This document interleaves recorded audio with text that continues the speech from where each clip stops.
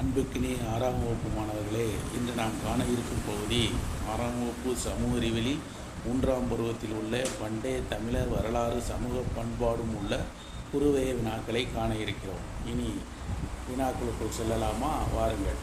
முதல் கேள்வி, சங்க காலத்தில் மறுசீரமைக்க உதவும் ஏதேனும் எழுத்துப்பூர்வமான இலக்கியங்களை கூறுக. எட்டுத்தொகை, தொல்காப்பியம், பத்துப்பாட்டு. 2. சங்க காலத்தில் உள்ள 5 வகை திணைகளை கூறுக. குறிஞ்சி, முல்லை, மருதம், நெய்தல், பாலை. 3. சங்க காலத்தில் வாழ்ந்த 7 கடையெழுகு வள்ளல்களை கூறுக.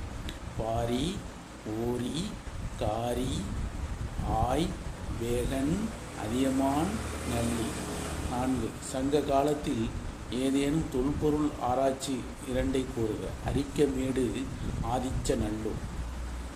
சங்க களப்பிரர் காலத்தில் உள்ள எழுத்துப்பூர்வமான இலக்கியங்களே கூறுக. யாப்பெரும் கழகம், நாவலர் சரிதம், பெரிய புராணம். நன்றி, வணக்கம். இனி அடுத்த